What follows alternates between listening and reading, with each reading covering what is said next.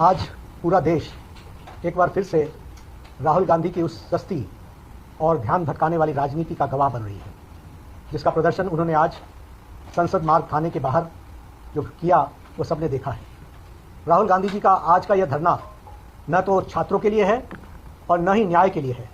यह कांग्रेस पार्टी की राजनीतिक हताशा का प्रतीक है और राहुल गांधी की फुटेज खाने की भूख है। पूरा देश जानता है कि 20 जुलाई की घटना को लेकर माननीय सर्वोच्च न्यायालय ने पहले ही संज्ञान ले लिया है और पूर्व जज की अध्यक्षता में एक 5 सदस्यीय उच्च अधिकार प्राप्त समिति का गठन भी किया गया है।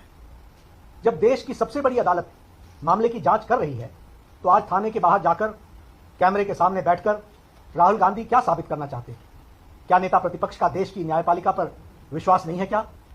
सच्चाई यह है कि राहुल गांधी खुद को सुर्खियों में जिंदा रखने के लिए यह कैमरा जीवी ड्रामा कर रहे हैं।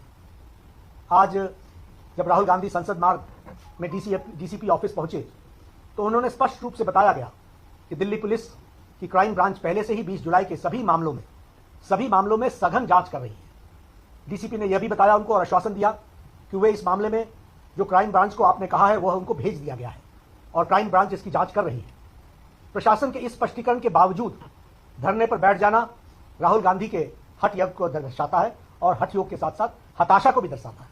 इससे साफ हो जाता है कि उनका मकसद किसी को न्याय दिलाना या जांच करवाना नहीं है, बल्कि सिर्फ हंगामा खड़ा करके कानून व्यवस्था को चुनौती देना है। इस पूरे ड्रामे की अगर हम टाइमिंग को समझें तो हमें ध्यान में आएगा कि आज कांग्रेस पार्टी वंदे मातरम के मुद्दे पर, वंदे मातरम के विषय पर पूरे देश में चारों ओर से घिर चुकी है। राष्ट्रगीत के अपमान को लेकर जनता कांग्रेस से जवाब मांग रही है। कांग्रेस के एक बड़े नेता तिरंगे वाले केक को काटते हुए दिखाई दे रहे हैं अपने इसी राष्ट्र विरोधी चेहरे को छिपाने के लिए, और इस जो भारी फजीयत हुई है उससे ध्यान भटकाने के लिए राहुल गांधी ने आनन फानन में यह ध्यान भटकाने का यह नया ड्रामा रचा है। राहुल गांधी लोकतंत्र और बहस की बड़ी बड़ी बातें करते हैं, लेकिन जब देश के माननीय गृहमंत्री जी ने संसद में उन्हें सीधी चुनौती दी कि आइए संसद में बैठिए, संसद में चर्चा कीजिए, हम हर मुद्दे पर चर्चा करने के लिए तैयार हैं, तो वह पूरी की पूरी कांग्रेस पार्टी संसद की चर्चा से भाग खड़ी हुई। संसद के पटल पर जवाब देने की हिम्मत नहीं है, इसलिए सड़क पर बैठकर नौटंकी की जा रही है।